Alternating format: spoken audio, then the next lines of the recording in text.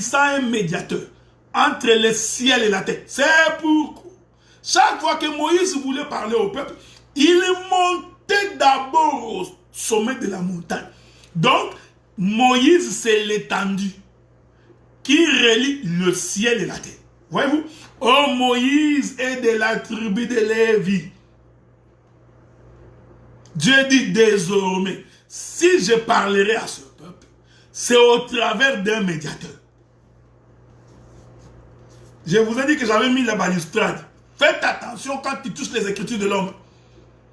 Parce que toi, tu n'es pas le médiateur entre Dieu et le peuple. Aucun pasteur, aucun docteur, aucun prophète, fût-il apôtre ou évangéliste, n'est le médiateur entre Dieu et le peuple. Donc, ce que Moïse est en train de faire est une ombre. J'ai toujours dit au bien-aimé, quand tu embrasses l'ombre, tu tomberas certainement. Parce que l'ombre n'est pas une réalité, l'ombre est une image. Voyez-vous? Verset 20 de Galates chapitre 3. Or, le médiateur n'est pas médiateur d'un seul homme, tandis que Dieu est un seul. Maintenant, 1 Timothée chapitre 2. 1 Timothée chapitre 2, j'ai lu le verset 5. Car il y a un seul Dieu et aussi un seul médiateur entre Dieu et les hommes. Virgule. Jésus-Christ, homme. Cet homme de Paul, je l'aime beaucoup. Il précise bien Jésus-Christ, homme. C'est très important. Pour que tu ne puisses pas te perdre. Il n'y a qu'un seul, un seul médiateur entre Dieu et les hommes. Jésus-Christ, homme. Or, je vous avais dit que Dieu, c'est le ciel, les hommes, c'est la terre. Donc, ce qui relie le ciel avec la terre, c'est l'étendue. C'est ça toute la difficulté de l'humanité. Comment traverser l'étendue pour rencontrer le Seigneur? Oh, les hommes de la tour de Babel. Les hommes de la tour de Babel se sont mis à construire une tour pour qu'ils soient capables de traverser l'étendue. Voyez-vous, frère? C'est pourquoi j'ai toujours donné un conseil. Frère, pour traverser l'étendue, tu n'as pas besoin d'une association. Non, non, tu vois, il faut que nous fassions une association des hommes de Dieu. Une association des chrétiens. Soyons toujours ensemble, même quand nous ne nous mettons pas d'accord. Même quand nous avons des gens qui ont un double visage. Quand il y a des duplicités entre nous, frères, mettons-nous toujours. Ça, c'est la tour de Babel. Parce que vous croyez qu'avec ça, vous allez toucher le ciel. Les gens de la tour de Babel voulaient traverser l'étendue, frère. Or, l'étendue, pour traverser l'étendue, il faut que tu sois frappé par le soleil. Il faut que tu deviennes léger. Ils ont fait la tour. Dieu regarda. Il dit certainement ces gens sont des fous. Je vais confondre leur langue. Ouais, vous frère. Voulez-vous que j'ajoute une autre écriture? Prenons le livre des Hébreux. Hébreux chapitre 9, verset 15. Et c'est pour cela qu'il est le médiateur d'une nouvelle alliance, afin que la mort étant intervenue par les rachats des transgressions commises sous la première alliance, ceux qui ont été appelés reçoivent l'héritage éternel qui leur a été promis. J'ajoute une autre écriture, je vous avais dit, l'abondance des biens ne nuit pas. Car, quand le peuple est nombreux, c'est la gloire du roi. Voilà pourquoi je vous donne beaucoup de versets. Hébreux chapitre 12, verset 24. De Jésus qui est le médiateur de la nouvelle alliance, du sang de l'aspersion qui parle mieux que celui d'Abel. Donc nous comprenons que le sang parle. Le sang a une bouche. Voyez-vous, frère, donc le sang c'est tout un homme. C'est pourquoi nous avons toujours dit aux gens qui pensent que le sang ça veut dire rouge. Qu'il faut invoquer un sang qui descend, qui va te nettoyer le corps, nettoyer tes vêtements. Nous comprenons que tu n'as pas la révélation. Parce que le sang de la Bible parle. Donc le sang de la Bible a une bouche. Est-ce que vous comprenez ça? Donc le sang de la Bible, c'est tout un homme qui parle. Voilà pourquoi, quand nous voulons invoquer, nous invoquons l'homme. Dans leur détresse, ils invoquèrent l'Éternel.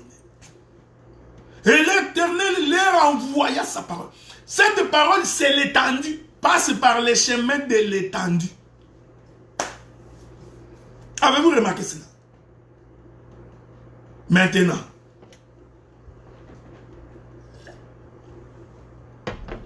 cet homme de Dieu se consacre ainsi les vies pour être à son service. Voilà pourquoi, dans l'église aujourd'hui, nous avons des hommes que Dieu a consacrés. Frère, et j'ai dit, un ministre n'est pas un répétiteur de versets bibliques. Ce n'est pas parce que tu donnes beaucoup de versets, parce que les versets ont leur intelligibilité.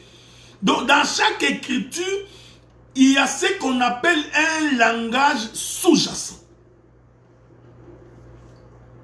Voyez-vous? Un langage caché. Il y a quelque chose de non révélé.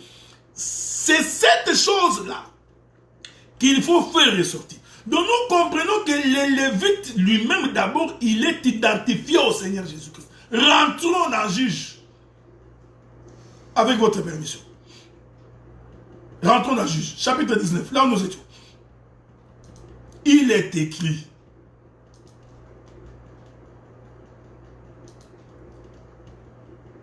Cet homme, c'est Lévite. Je n'entre pas dans les... Je laisse la chant des prophètes. Hein? Les prophètes ont leur chant pour nous expliquer les Lévites qui séjournaient à l'extrémité de la montagne d'Éphraïm, prit sa concubine, une femme de Bethléem et de Juda. Le verset 2 dit ceci. La concubine est devenue infidèle. Elle le quitta pour aller dans la maison de son père. À Bethléem déjà, où elle resta à l'espace de 4 mois. Nous comprenons que ce Lévite avait sa femme. Il se fait malheureusement que cette femme est devenue infidèle. Maintenant, nous allons ressortir quelle est cette femme qui était devenue infidèle. Et qui est ce Lévite qui avait sa femme et dont la femme est devenue infidèle. Or, remarquez frère, l'écriture, parce que je vous avais dit frère, quand nous sommes en train de lire un texte, nous couperons des portions des Écritures pour faire ressortir différentes pensées. Je vous avais dit ceci, frère, que le Lévite est identifié au Seigneur Jésus-Christ. En d'autres termes, Jésus avait sa concubine. Ici, je précise d'abord qu'on dit que cette femme était d'abord sa concubine. Or, la concubine, c'est la femme illégitime. Donc, c'est la femme qu'on n'a pas épousée.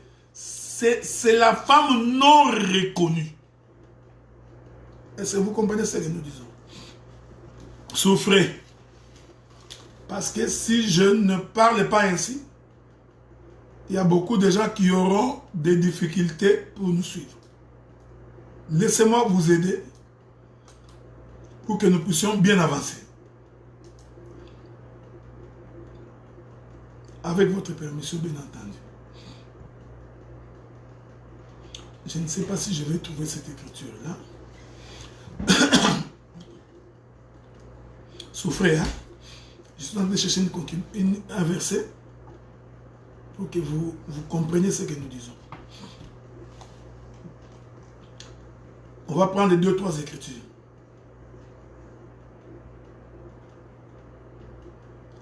Je prends le livre de Daniel. le verset 6, le verset, Daniel chapitre 6, verset 18. Le roi se rendit ensuite dans son palais. Il passa la nuit à jeun. Il ne fit point venir des concubines auprès de lui. Il ne put se livrer au sommeil. Prenons un Chronique chapitre 1er, le verset 32. Fils de Ketura. J'ai dit 1 Chronique chapitre 1er, verset 32. Fils de Ketura, concubine d'Abraham. Je peux me limiter là. Je vais ajouter notre écriture. 2 Samuel chapitre 3, le verset 7. 2 Samuel chapitre 3, verset 7. Or, Saül avait une concubine nommée Ritzpa, fille d'Aja. Est-ce que vous comprenez? Donc, la concubine est considérée dans la Bible comme étant la femme illégitime. La femme non reconnue. Mais ce qui est étonnant, c'est que les Lévites avaient une concubine qui est la femme non reconnue. Mais cette concubine devait donc infidèle. Alors que, naturellement, on ne peut pas exiger d'une concubine la fidélité. Mais la concubine de ces Lévites, on exigeait de sa part d'être fidèle. Est-ce que vous comprenez ça? Donc, la concubine se comprend comme étant la femme non légitime. Maintenant, vous allez comprendre que ici, la concubine de ces Lévites représente les nations. On va aller doucement. Afin que chacun de nous puisse bien saisir ce que nous disons. Écoutez. La Bible dit ceci.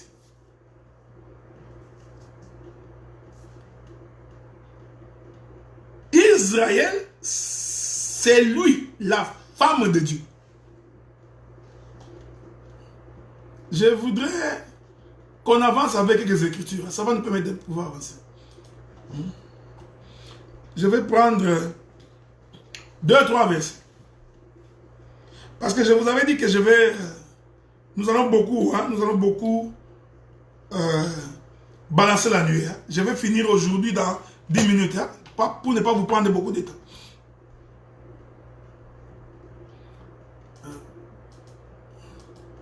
Je suis en train de chercher une écriture pour souffrir. Il y a une écriture qui nous parle de Dieu. Je crois que ça doit être les livres de Psaumes, je crois. Si je ne me trompe pas. Souffrez, hein? Parce que sans écriture, deux fois, on a des difficultés pour avancer. C'est pourquoi j'ai toujours voulu donner des écritures pour nous permettre de ne pas nous écarter de ce que nous voulons dire. Nous prenons le livre d'Ésaïe.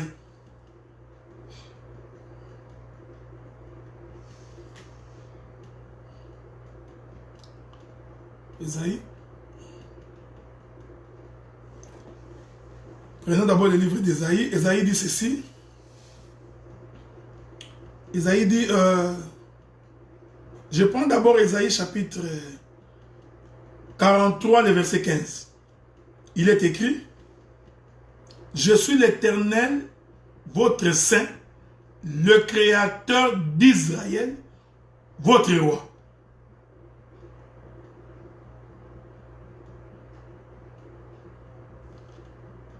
Je vais ajouter une autre écriture.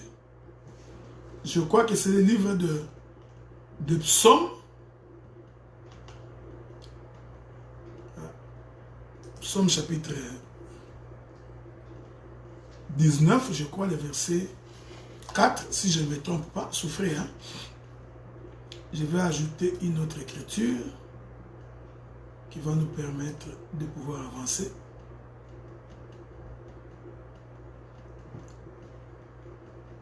Si je ne me trompe pas, en tout cas, j'ai perdu le verset.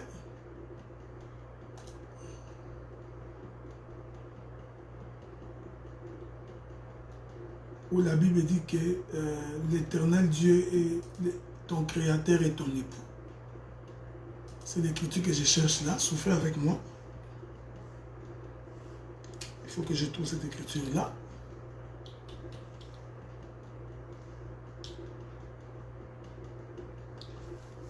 Donc, la Bible dit ceci. Dieu dit à Israël, c'est pas pourquoi je n'ai pas trouvé cette écriture-là, mais je finirai bien par la trouver, hein? Ne vous en faites pas. Prenons le livre de Jérémie chapitre 3. Jérémie chapitre 3, je vais lire le verset 7. Je disais après avoir fait toutes ces choses, elle reviendra à moi, mais elle n'est pas... Commençons par le verset 6. Hein? Jérémie chapitre 3.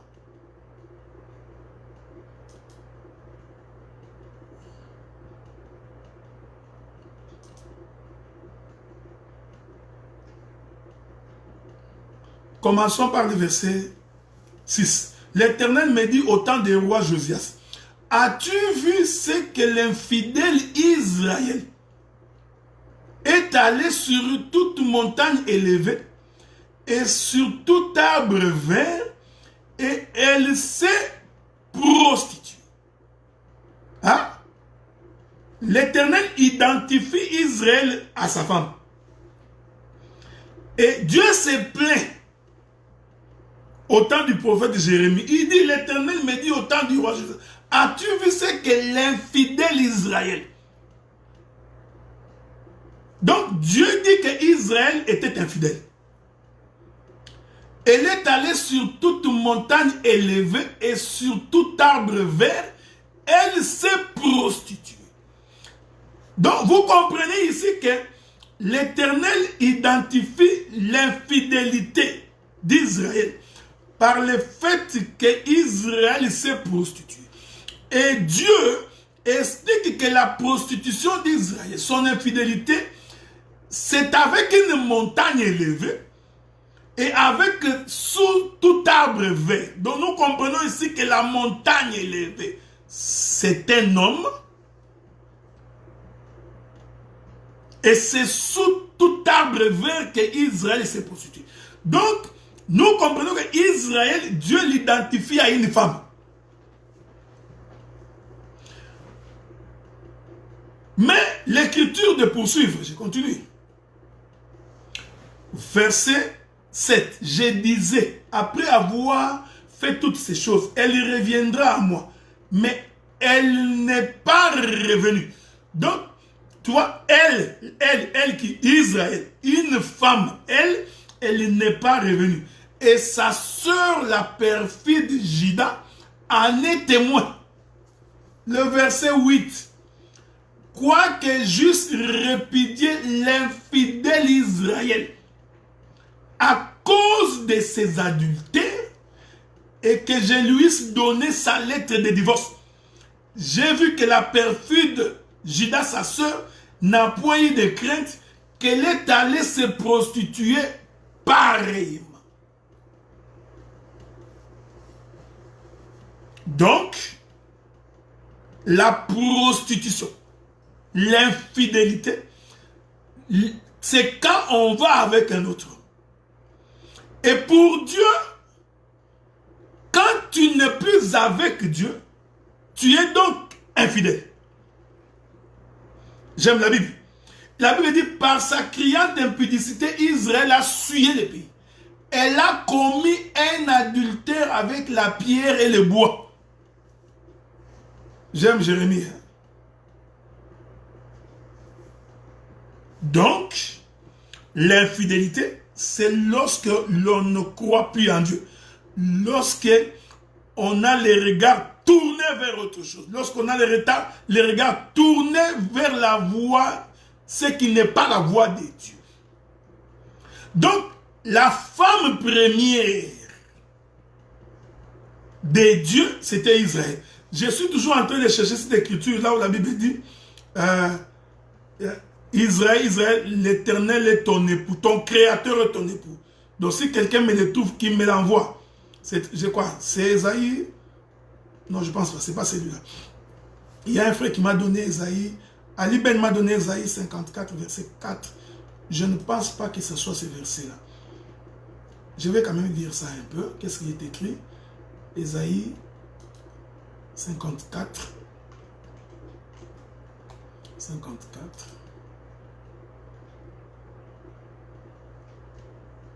Ah, à partir du verset 5. Ah, merci, que Dieu te bénisse. Esaïe 54, le verset 5. Car ton créateur est ton époux. L'Éternel des armées est son nom. Ton rédempteur, le Saint d'Israël. Il se nomme Dieu de toute la terre. Voyez-vous? Car l'Éternel, ton créateur est ton époux. Donc, l'époux d'Israël, c'était l'Éternel. Donc, Israël, c'était l'épouse de Dieu. Donc, la femme légitime de Dieu, c'est Israël. Maintenant, nous sommes les concubines. Voyez-vous, frère? Donc, parce que la concubine, ce n'est pas la femme légitime. La concubine, c'est la femme d'à côté. Mais, la femme légitime, c'est qui? C'est Israël. Maintenant, faites attention parce que je voudrais ici balancer la nuée. Et je vais la balancer à double tour. Parce que l'Éternel se cache dans les Écritures. Là où nous avons lu avec vous dans le livre des Juges, dans son chapitre 19, il est écrit, sa concubine lui fit infidélité. Elle le quitta pour aller dans la maison de son père, à Bethléem, où elle resta à l'espace de 4 mois. J'ai dit que cette concubine ici, quand elle est nommée concubine, elle représente les nations. Et puisqu'elle est devenue infidèle, avez-vous remarqué, je vous dis de faire très attention, avez-vous remarqué ici, nous ne voyons pas où les Lévites ont renvoyé la femme. Non. L'Écriture nous dit tout simplement que la concubine va quitter les Lévites. J'ai lu ça. Sa concubine lui fit infidélité. Elle, c'est elle, la concubine. Elle les quitta pour aller dans la maison de son père. Ce mouvement de la concubine qui, après avoir été infidèle aux Lévites, qui va dans la maison de son père, ce mouvement explique nous tous, sauf Israël, c'est-à-dire toutes les nations de la terre, excepté Israël. Lorsque nous naissons automatiquement avec la nature adamique du péché. Est-ce que vous voyez ça? C'est pourquoi, de par notre naissance, nous venons de quitter les Lévites. Nous sommes rentrés dans la maison de notre Père. Or, la maison de notre Père, frère, c'est Adam. C'est-à-dire que nous sommes dans les conditions du péché. Est-ce que vous comprenez ce que nous disons? C'est pourquoi ici, je précise que premier mouvement, la concubine ici explique les nations de la terre. Parce que je vous ai démontré que la femme légitime de Dieu, c'est Israël. Alors que nous sommes les concubines. Maintenant, quand vous prenez le verset 3, le verset 3 dit son mari. Voilà. Ici, la concubine vient de changer d'étiquette. Je viens d'enlever à la concubine la veste rouge. Je viens de lui faire porter la veste verte. Est-ce que tu as vu? J'aime les prophètes. C'est pourquoi je vous ai toujours dit que la Bible a des virgules. Le verset 3 parle d'une... Le verset 2 parle d'une concubine. Mais le verset 3 nous parle du mari. Or, quand on parle du mari, c'est-à-dire il s'agit de son épouse. Ici, la concubine, qui était concubine, qui représentait les nations. Ici, automatiquement, il change de costume et il devient l'image d'Israël. Est-ce que vous comprenez ce que nous disons? Je voudrais ici vraiment aller avec vous doucement pour que vous me compreniez.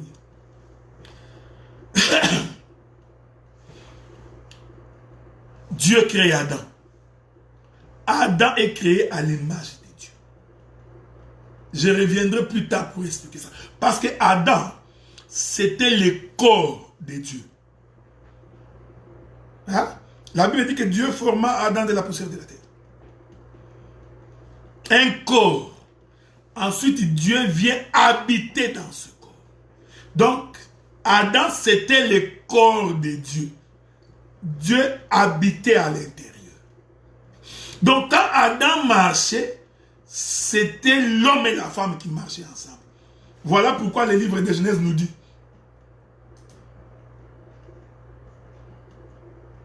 Je vais lire l'écriture.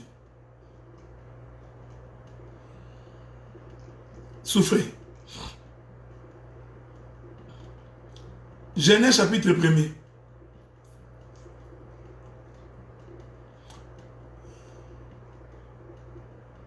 Genèse chapitre 1er. Le verset 27. Dieu créa l'homme à son image. Il les créa à l'image de Dieu. Il y créa l'homme et la femme. Hein? Quand Dieu crée, ici je ne parle pas de la formation. C'est dans la formation que nous allons voir l'homme comme nous sommes et la femme. Donc que nous allons voir les sexes masculins et les sexes féminins. C'est dans la formation. Mais dans la création, il faut faire très attention. Dans la création, l'homme était homme et femme. Ici, j'étais pris de ne pas réfléchir en termes sexuels. Donc, n'essaie pas de voir les sexes de l'homme naturel et les sexes de l'homme, de la femme. Non, j'ai dit, l'homme que Dieu avait créé était homme et femme. C'est-à-dire que dans cet homme-là, nous avions une double identité. Donc, nous avions le corps et l'esprit. C'est-à-dire que c'est pourquoi même pour la formation de la femme physique, Dieu est allé tirer la côte dans l'homme. Est-ce que vous comprenez ce que nous disons? Ce que je dis est très profond. Donc, ils étaient l'homme et la femme. Donc, ici, Adam, c'était le corps de Dieu. C'est-à-dire, Dieu s'est fait un corps. Il est venu habiter à l'intérieur. Dans un autre langage, Adam, la partie corps, représentait la femme. Est-ce que vous comprenez ce que je dis? Est-ce que vous comprenez ce que je dis? Donc, Adam, en fait, il représentait la femme. Mais l'esprit qui habitait dans ses corps représentait l'homme, c'est-à-dire représentait Dieu. En d'autres termes, Adam, lui-même, il était le corps. Mais Dieu, comme l'homme, habitait dans ses corps. Je suis en train de demander l'aide du Saint-Esprit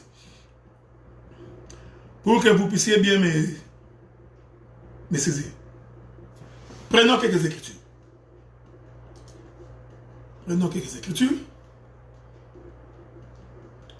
Ça nous aidera à comprendre ça, ok? Parce qu'il n'y a que par les écritures qu'on peut comprendre. S'il n'y a pas des écritures, on ne peut pas comprendre. Bon, prenons quelques écritures. Il est écrit quoi? Je vais courir très vite. C'est toujours le bien-aimé Paul, hein? Qui nous aide à comprendre ces choses. Paul, laissez-moi appeler Paul. Paul dit ceci. Souffrez. Je suis dans le livre d'Éphésiens. Éphésiens, chapitre 1er. Je vais d'abord lire... Non, prenons d'abord Éphésiens. J'ai tellement de versets. Prenez d'abord Éphésiens chapitre 3, le verset 6. Éphésiens chapitre 3, verset 6. Ces mystères, c'est que les païens sont cohéritiers, forment un même corps et participent à la même promesse en Jésus-Christ par l'évangile. Hein? Suivez-moi. Ces mystères, j'aime bien ça. Il dit bien que c'est un mystère. C'est que le païen, co-héritier. Donc, quand Paul parle de co-héritier, ça veut dire que nous héritons avec d'autres. Est-ce que vous comprenez ce que j'ai dit, frère? Parce que quand on dit co, ça veut dire que vous êtes deux. Vous n'êtes pas seul. Il n'y a pas que vous. Donc, ce petit mot de co-héritier nous informe déjà qu'il y a deux corps ici. Mais j'aime ce qu'il dit. Il forme un même corps. J'aime la Bible, frère. Donc, il y a un mystère. Donc, de deux, il n'en a formé qu'un. Et participe à la même promesse de Jésus-Christ par l'évangile.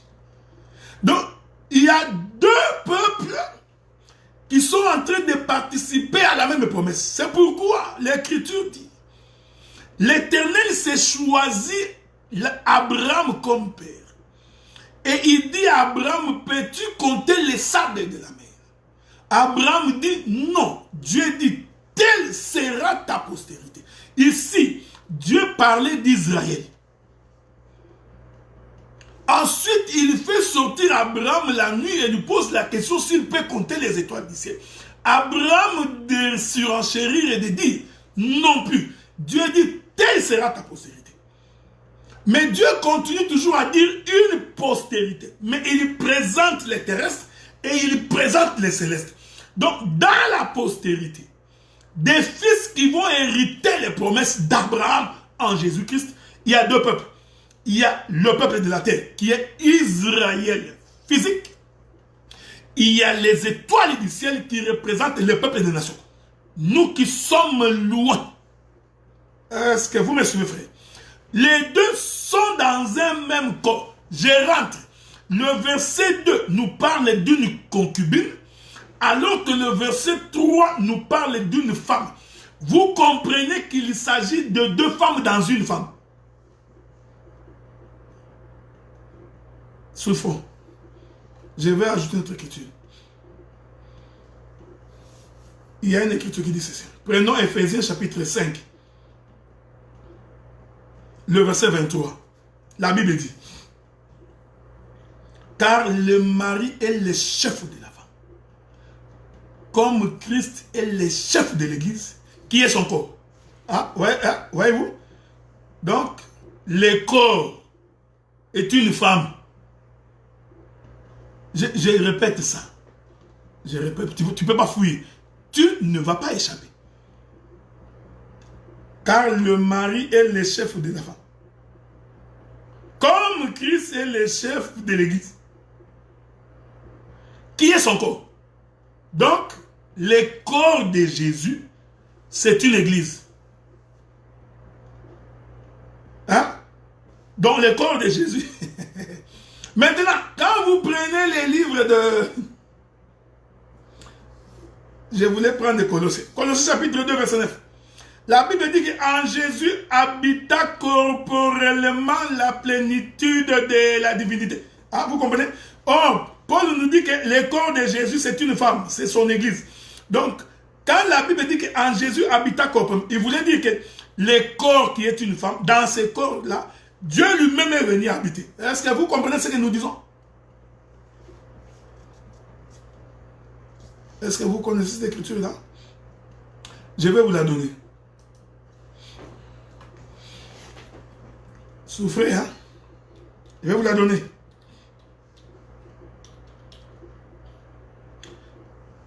Avec votre permission. J'ai toujours demandé votre permission. Je ne sais pas si je vais trouver cette écriture-là. Je vous avais dit que je n'ai pas l'habitude de bloquer les versets, ok? Mais je suis capable de trouver ça. Pourquoi je ne trouve pas ça? J'ai mal écrit quand même, ok. Avec votre permission. Front. Voilà, Colossiens chapitre 2, verset 9. Je ne m'étais pas trompé. Colossiens chapitre 2, verset 9. Vous êtes accrochés, hein, ça fait 1h30 que je parle. Vous êtes toujours là aussi nombreux. Que Dieu vous bénisse. La Bible dit, car en lui, en Jésus, habite corporellement toute la plénitude de la divinité. Je rentre dans les jardins. Rentrons. Dieu crée Adam. Ensuite, Dieu souffle. Donc, Dieu entre dans Adam. En d'autres termes, Adam était un corps. Dieu était à l'intérieur. Paul nous dit que le corps, c'est une femme. Est-ce que vous suivez? Donc, en d'autres termes, Adam, c'était la femme de Dieu. Est-ce que vous comprenez? Donc, Adam, corps, représente la femme. Ce que je dis est très important. C'est pourquoi je mets la balustrade. Je ne veux pas dire que tous les versets qui parlent d'Adam veulent dire qu'Adam est une femme. Non, ce n'est pas ce que j'ai dit. C'est pourquoi j'ai mis la balustrade pour dire que dans un texte, nous pouvons faire ressortir beaucoup d'éléments. Donc, Adam comme corps, il représente la femme. J'ai donné des écritures. Maintenant, dans Adam, c'est l'esprit qui est Dieu. Donc, c'est pourquoi nous disons que l'esprit est un homme. Or, l'esprit vient du ciel, alors que le corps vient de la terre. Souvenez-vous de ce que je vous avais dit. Dieu sépare les eaux d'en haut et les eaux d'en bas. Les eaux d'en haut, c'est l'homme, c'est l'esprit. Les eaux d'en bas, c'est la terre, c'est une femme. Maintenant, pour que l'esprit de l'Éternel entre dans Adam, en réalité, c'est passé par Lévi. Ça, tu ne peux pas voir ça. Je sais que c'est très difficile pour toi. Parce que je vous avais fait comprendre que la pluie, pour qu'elle tombe du ciel vers la terre, elle doit traverser l'étendue. Or, j'ai dit que l'étendue, c'est ce qui relie la terre avec le ciel. Donc, l'étendue, c'est le Fils. C'est Lévi. Donc, quand Dieu est en train de souffler, il quitte le ciel pour entrer dans Adam. En réalité, Dieu est en train de traverser l'étendue. C'est-à-dire, il est en train de passer par le Fils. Pour entrer dans ce corps qu'on appelle Adam. Maintenant, quand il entre dans ce corps, Dieu prend le trône. Il prend la direction. Il prend le commandement. C'est pourquoi l'Écriture dit, femmes, soyez soumises. Pourquoi? Parce que tu te soumets à l'esprit. Ce que je dis est prophétique. Donc, comme l'esprit de l'Éternel conduisait Adam, donc Adam comme corps était soumis à l'esprit. Adam comme femme était soumis au mari. C'est pourquoi l'Écriture dit que la chair doit se soumettre au désirata de l'esprit pour que l'esprit domine la chair. La difficulté que nous avons aujourd'hui, c'est parce que beaucoup de chrétiens, il y a la domination du corps sur l'esprit. Cette chose est contre nature. Elle est anti-biblique. Dieu a fait en sorte que l'esprit ait la domination sur le corps. Voilà pourquoi un homme spirituel, un homme rempli du Saint-Esprit, doit avoir la domination sur les désirs de sa chair. Quand la chair t'envoie au vol, il faut que ton esprit soit capable de dominer cela. Quand la chair t'envoie à la prostitution, il faut que ton esprit, donc c'est l'esprit qui est l'homme, voyez-vous frère, qui est en train de dominer sur le corps. Donc Adam, c'était un corps, Adam était une femme. Tout ça frère, c'est pour expliquer l'infidélité de la concubine. Or dans Adam, nous avons deux peuples. Israël est dans Adam. Les nations aussi sont dans Adam. Maintenant, vous allez comprendre que dans les péchés d'Adam, il y a deux peuples qui pêchent au même moment. Est-ce que vous comprenez, frère? C'est pourquoi Juge chapitre 2 parle d'une concubine, alors que Juge chapitre 19, verset 2, parle de la concubine. Le verset 3, la suite dans le verset 3, nous parle automatiquement d'un mari qui prend sa femme. Et je vous ai dit que la concubine, c'est nous, les nations, et que la femme légitime, c'est Israël. Donc, dans les péchés d'Adam, c'est le corps qui avait péché. Dans les péchés d'Adam.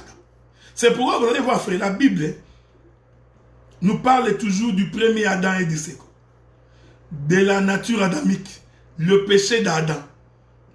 Vous allez voir que la Bible n'a jamais parlé du péché d'Ève. Quand la Bible veut identifier le péché à quelqu'un, le péché est identifié à Adam. Parce que Dieu regardant, il voyait Adam comme un corps. La femme, la faiblesse. Voyez-vous, frère? Maintenant, quand Adam pêche, il y a deux mouvements prophétiques qui se font ici. C'est là que je vais finir, hein, frère, pour aujourd'hui. Dieu, si vous lisez la lettre, vous n'allez pas voir dans le premier péché d'Adam. Dieu n'avait pas chassé Adam. Je viens doucement ici, frère, parce que je vais virguler, comme aime dire mon frère, le docteur Guy Bassafla. J'adore ce terme-là, virguler.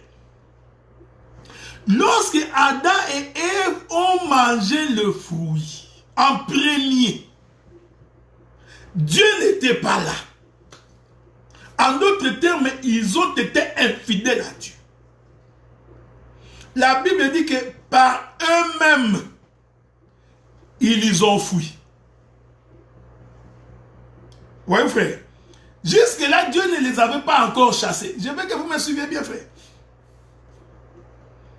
Donc, le simple fait des péchés, eux-mêmes, ils quittent. C'est ça, Juge chapitre 19, verset 2. Je vais lire ça, frère. Laissez-moi vous lire cette écriture-là. Deux écritures pour que vous compreniez ça. Je suis dans les livres de Genèse. Le péché a commencé quand? Voilà. La Bible dit. Genèse chapitre 3. Je commence par le verset 8. Alors ils entendirent la voix de l'Éternel Dieu qui parcourait les jardins vers le soir. Et l'homme et la femme se cachèrent loin de la face de Dieu au milieu des arbres du jardin. Jusque-là, Dieu ne les avait pas chassés. Et même après avoir péché, ils ont fui. Je vais célébrer le mariage. Laissez-moi célébrer le mariage. Car le mariage consiste au fait que l'homme quittera son père et sa mère, s'attachera à sa femme, et ils seront ensemble. Donc, ils deviendront une séchère. Maintenant, moi, je vais bénir ce mariage. Je vais appeler la femme de cette écriture. Je reprends l'écriture. Alors, ils entendirent la voix de l'Éternel qui parcourait les jardins vers le soir. L'homme et la femme se cachèrent loin de la face de Dieu. Ils ont fui par eux-mêmes. Laissez-moi marier cette écriture. Rentrons dans Juge, frère. Juge chapitre 19. Le verset 2. Sa concubine lui fit infidélité. Elle quitta pour aller dans la maison de son père à Bethléem. Voyez-vous, frère, la concubine infidèle quitte par elle-même. Elle va dans la maison de son père. Donc, le mouvement que fait la concubine ici, c'est le mouvement que Adam et Ève ont fait. Jusque-là, Dieu n'a pas encore fait la lettre de divorce. Parce que le samedi prochain, je vais vous démontrer maintenant qu'il doit y avoir maintenant une lettre de divorce. Or, quand la concubine quitte par elle-même, elle représente les nations. Écoutez, quand Adam et Ève quittent par eux-mêmes, Adam et Ève, dans ces mouvements-là, elles représentent les nations. Mais vous allez voir, je donnerai ça le samedi prochain, qu'en ce qui concerne Israël, Dieu doit lui donner la lettre de divorce avant de les chasser. Il va prendre ici une lettre. Toi, Israël, puisque tu as été infidèle, voici, je te répudie. Voyez-vous, frère, hein? Je reviendrai le samedi prochain. Parce que je donnerai les détails. Parce que vous allez voir que Adam et Ève ont fait 2 fuites. La première fuite, c'était par eux-mêmes. Ayant péché, ils se sont écartés. Ils ont fui. Et j'ai dit, la Bible dit, vous voyez ça?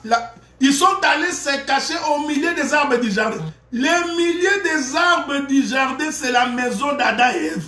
La maison de leur père. Est-ce que vous comprenez ça? Et l'Écriture dit, quand Dieu maintenant va les croiser, après les avoir revêtis la peau de l'animal, maintenant, Dieu va les chasser.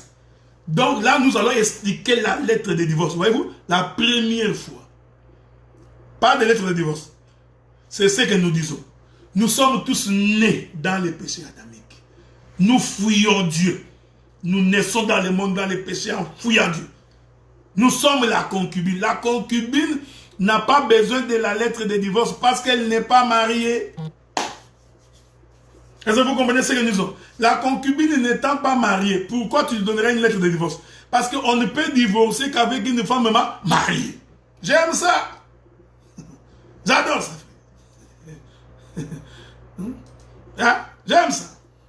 Il y a tellement de gens qui m'écrivent, beaucoup de gens. Je vais vous répondre après. Est-ce que vous comprenez?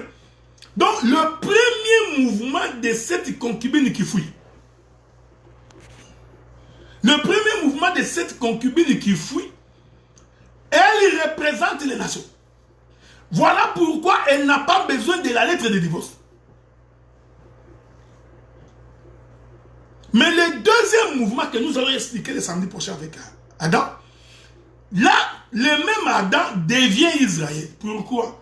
Parce que je reviendrai plus tard pour expliquer que les nations ont existé avant Israël. Je reviens de ça. Nous avions existé avant Israël.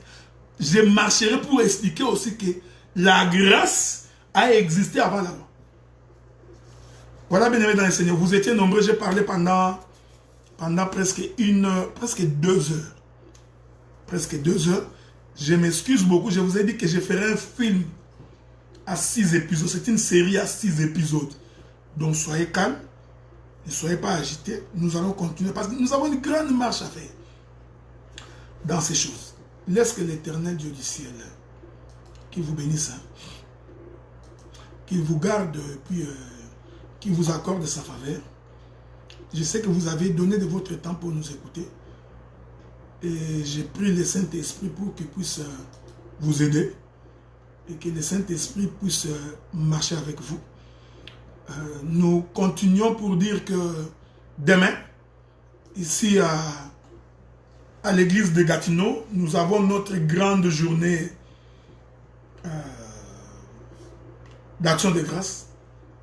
Dans notre culte d'habitude, parce que nous nous réunissons chaque dimanche. Donc, nous allons nous réunir ce dimanche pour remercier le Seigneur.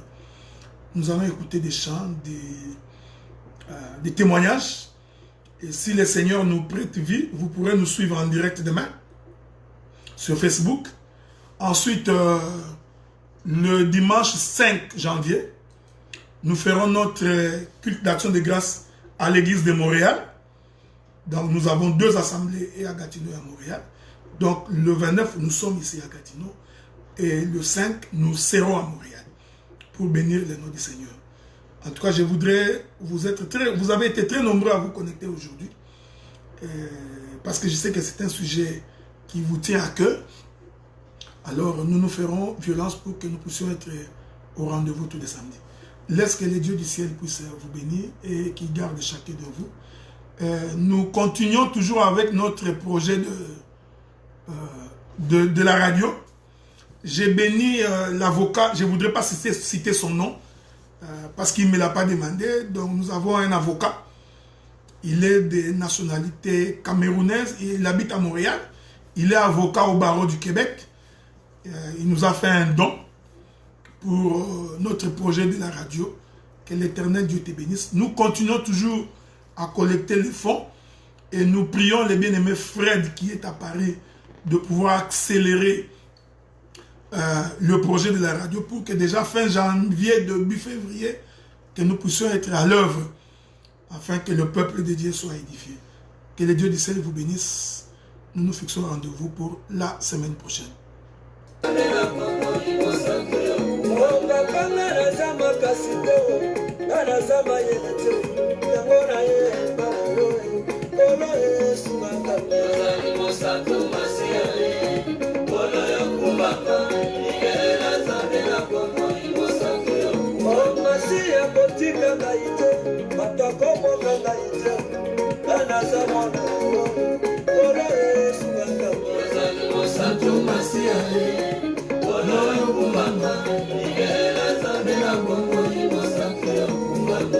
Sokina ina kotala, isala yoko sala, elekinga mayele, tigana ina yembela.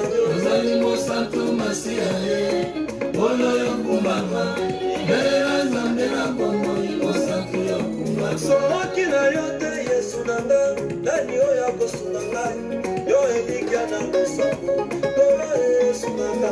Ozalimo santo masiae, olo yokumama, ibera zambela bongo imo santo yokumama. Yozalimo santo masiae, Kolo yokumama, libela nzambe na bomoi. Ozalimo santo masiae, olo yokumama, libela nzambe na bomoi, mo santo yokumama.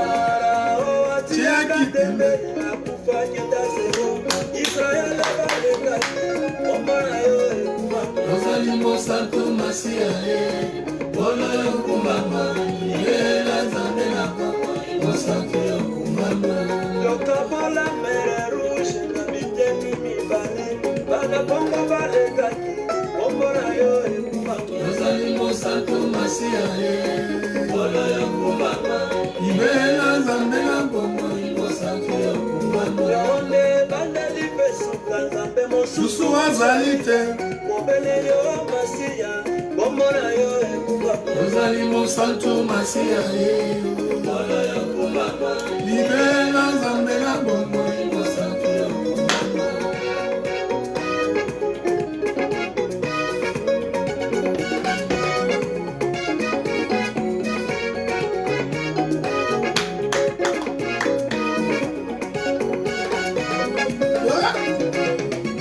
Olo yosungaki Israel, na bilembo bebikamo, yonde nzambe na makoki, tiganga ina yembela yo. Ozalimo santo masiae, olo yokumama, libela nzambe na bomoi. Mo santo yokumama. Yonde ekemero na mwinda, yobongengela kabiso, yonde limbali ya basantu, omona yo yokumama. Ozalimo santo masiae, Olo yokumama, libela nzambe na bomoi. mo santo yokumama. Masiya na zamba yelete, nana yede lokote, isungina na epana yo, kolo yesu na kaka. Ozalimo santo masiae, Olo yokumama, libela nzambe na bomoi. mo santo yokumama. Kapanga na zambe lokote, ikota na ngaye lokote, yango na ye ba. Ai na yo, Kolo yesu na kaka. Ozalimo santo masiae, olo yokumama.